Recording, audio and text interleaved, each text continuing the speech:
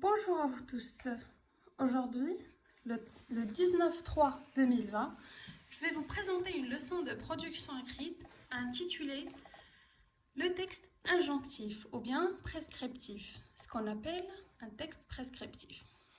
Donc, un texte prescriptif ou bien un texte injonctif, c'est un texte dans lequel on donne des ordres, des conseils, des consignes ou bien des interdictions. Par exemple, la recette de cuisine, c'est un texte injonctif. Elle est écrite sous forme d'un texte injonctif. Donc la recette de cuisine, qu'est-ce qu'une recette de cuisine? Une recette de cuisine, c'est une recette, ou bien c'est un texte écrit sous forme de tirés, de petits tirés, dans lequel on vous montre comment préparer un plat, les ingrédients, etc. Les ingrédients, les étapes à suivre pour obtenir le plat souhaité. Une charte. La charte, c'est comme celle que vous avez dans votre livre, dans votre manuel. Donc la charte, c'est quoi? C'est un ensemble de consignes à suivre pour respecter quelque chose, l'environnement. Alors pour la charte que vous avez dans votre manuel, donc elle sert à mentionner dans ces articles tout ce que le petit voyageur doit respecter et suivre pendant son petit séjour. Par exemple, il doit suivre les conseils du moniteur, il doit respecter la nature et ne pas se détacher du groupe, etc. Et vers la fin de la charte, on trouve une signature. Alors cette signature, ça veut dire que le petit voyageur accepte, il a lu les consignes et il est d'accord, donc il signe son accord de ces consignes qui sont écrites sur la charte. Très bien. Alors maintenant, on passe aux caractéristiques d'un texte injonctif. C'est l'emploi de l'impératif. Comme vous savez tous, l'impératif se conjugue avec 3 personnes. La deuxième personne du singulier, la première personne du pluriel et la deuxième personne du pluriel. Tu, nous et vous. Tu, nous et vous. Mais dans le texte injonctif, on ne trouve que ces 2 pronoms personnels et non pas celle-là. Dans le texte injonctif, on emploie l'impératif, comme nous avons déjà dit, avec les 2 personnes, tu et vous, sans devoir les mentionner. Par exemple, on dit ferme la porte ou bien fermez la porte. On ne dit pas, ici il y a un petit tu qui est implicite, mais qu'on n'écrit pas, on ne prononce pas, il est là, mais on ne le prononce pas, on ne l'écrit pas. Ici, qu'est-ce que nous avons? Nous avons un petit vous qui est implicite, qu'on n'écrit pas, qu'on ne prononce pas. On l'écrit uniquement comme ça. Ferme la porte ou bien fermez la porte.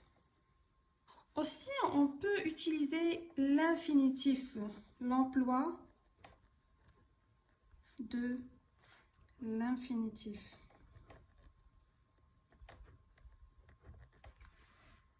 Alors, pour l'infinitif, on l'utilise quand on parle à une personne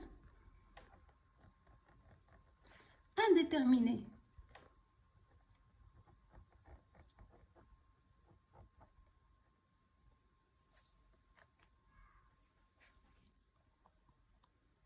Quand on parle avec une personne qui est indéterminée.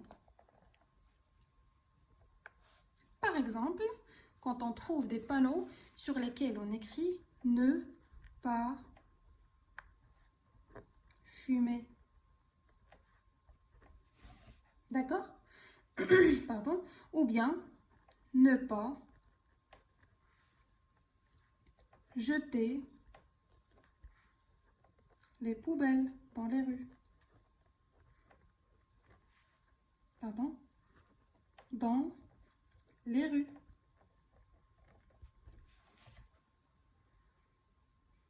Parfois, on peut utiliser des expressions comme il faut. Il faut réviser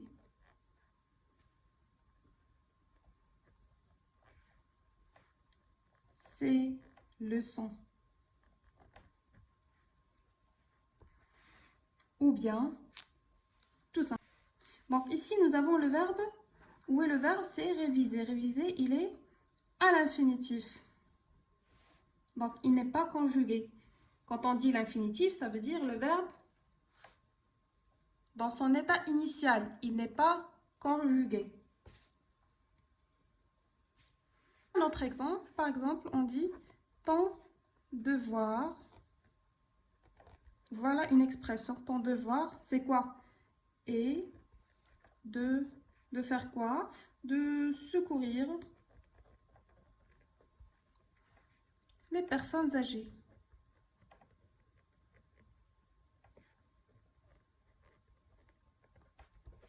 Par exemple, où est le verbe ici? Le verbe est, c'est secourir. Secourir, il est à l'infinitif. Ton devoir est quoi? Est secourir les personnes âgées. Donc, on a utilisé cette expression ton devoir est. Et quoi? C'est secourir. Le verbe secourir ici, il est à l'infinitif. Donc, on peut même utiliser l'infinitif pour un texte injonctif ou bien pour exprimer une injonction. Comme on peut dire, bien sûr, il faut, au lieu de dire ton devoir est, on peut écrire il faut secourir les personnes âgées.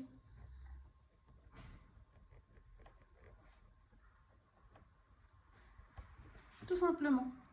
Donc, ici, c'est le verbe secourir. Il n'est pas conjugué, il est à l'infinitif. Alors, pour exprimer l'interdiction, on utilise ne pas. Alors, parfois, on peut dire exemple.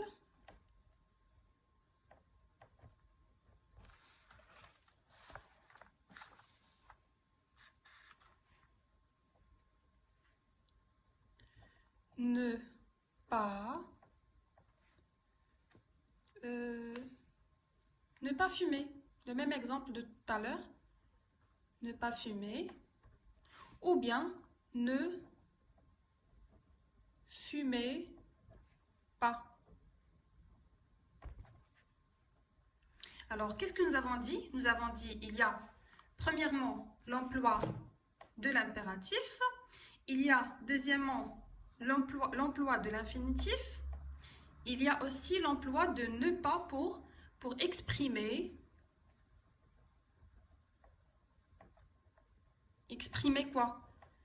Une interdiction.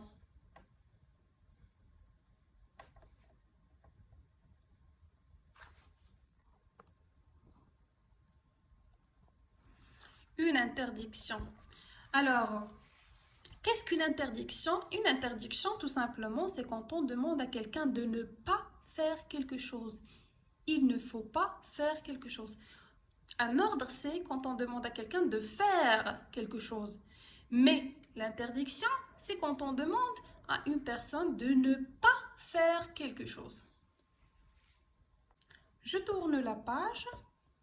Alors, nous avons dit que les caractéristiques d'un texte injonctif sont l'impératif. On peut utiliser l'impératif comme on peut utiliser l'infinitif. On peut utiliser ne pas. Et aussi, parmi les caractéristiques d'un texte injonctif, c'est qu'il est sous forme de tiret. Il est sous forme de tiret. Ça veut dire quoi? Ça veut dire qu'on a un ensemble de consignes qu'on doit suivre, qu'on doit faire, et ils sont sous forme de tiret. Ils ne sont pas sous la forme basique d'un texte simple, comme un texte narratif ou bien descriptif, etc. Donc, le texte injonctif, il est sous forme de petits tirets. Donc, pour faire un exemple, je vais proposer un sujet. Rédiger un texte injonctif en donnant des conseils à tes amis pour se prémunir contre le coronavirus ou bien le Covid-19. Comme vous savez tous, c'est le sujet, c'est la raison pour laquelle on est resté à la maison. Donc, on va essayer d'en profiter, de donner des conseils à nos amis pour éviter de se contaminer du coronavirus. Comme j'ai déjà expliqué, le texte injonctif, c'est un texte qui s'écrit sous forme de petits tirets. Donc, on commence par le premier conseil ou bien la première consigne à suivre. Qu'est-ce que vous pouvez demander à vos amis de faire ou bien de ne pas faire? D'abord, on va demander à nos amis de rester bien sûr à la maison et de ne pas sortir, jouer dehors. On doit tout simplement rester à la maison. Donc, qu'est-ce que je vais écrire? Rester à la maison. Ne sortez pas dehors. C'est la première consigne. La deuxième consigne, à votre avis, bien sûr, il faut se laver les mains très régulièrement avec du savon. Donc,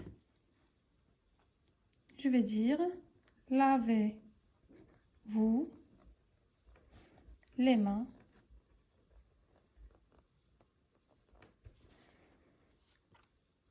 très régulièrement.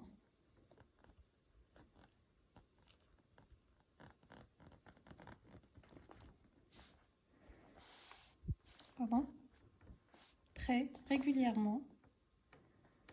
La troisième consigne, à votre avis, ça sera quoi? Tousser. Alors, vous savez que les personnes qui sont contaminées par le coronavirus, ils toussent très souvent, ils ont de la fièvre. Donc, si vous sentez de la fièvre, contactez ou bien rendez-vous chez le médecin chez un médecin spécialiste. En cas de fièvre, ou de toux, difficultés respiratoires par exemple,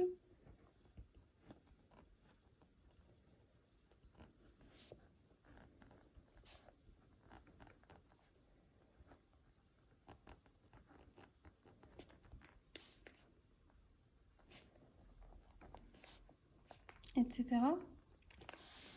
Rendez-vous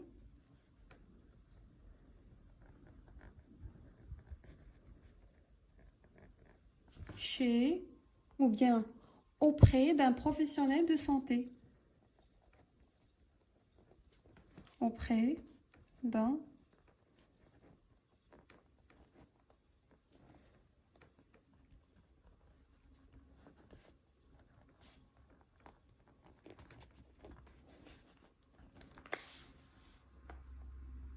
Alors, la quatrième consigne. Bien sûr, si on veut tousser ou bien on veut éternuer, on doit éternuer dans son coude ou bien dans un mouchoir. C'est ça ce qu'on va écrire comme consigne numéro 4. Donc, tousser ou éternuer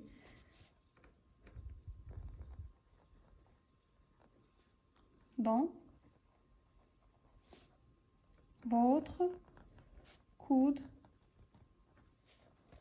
votre coude, ou bien dans un mouchoir ou dans un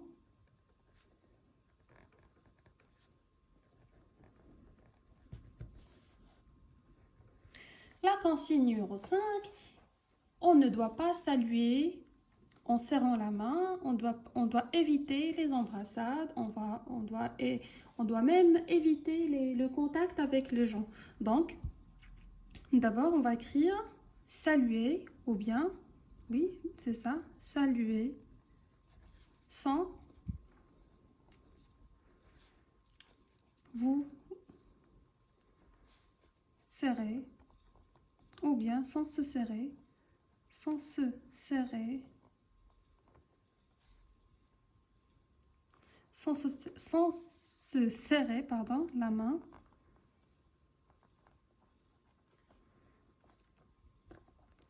Éviter les embrassades.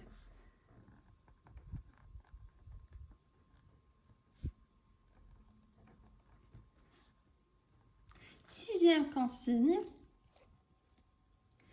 il faut utiliser des mouchoirs à usage unique. Ça veut dire on les utilise, un mouchoir, on l'utilise pour une seule fois uniquement. Donc, utiliser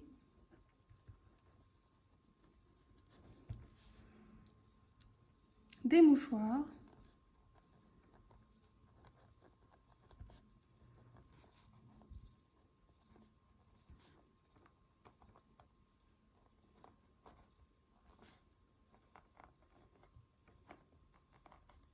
et bien sûr, jetez-les immédiatement et les jeter.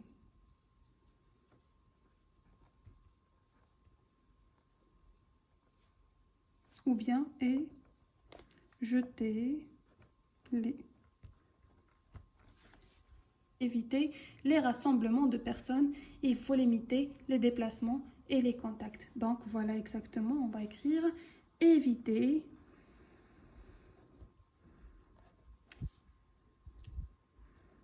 les rassemblements.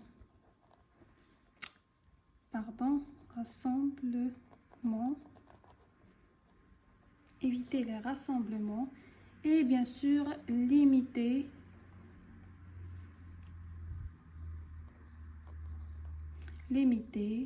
les déplacements.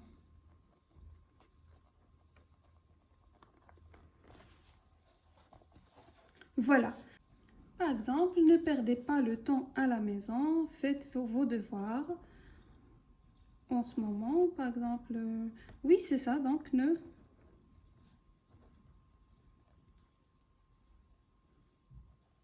ne perdez pas tout votre temps à jouer. Faites vos devoirs.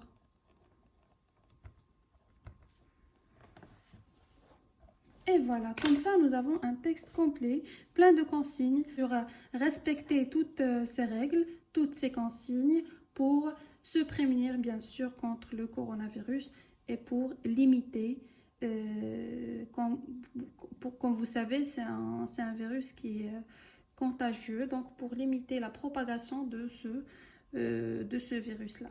Voilà, donc nous sommes arrivés à notre pardon, donc nous sommes arrivés à la fin de notre cours.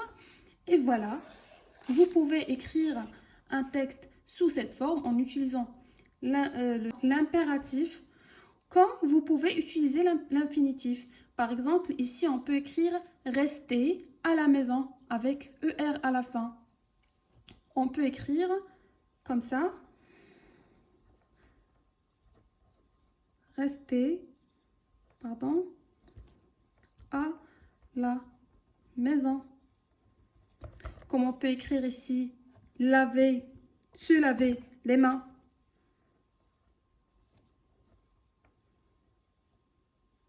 Se laver les mains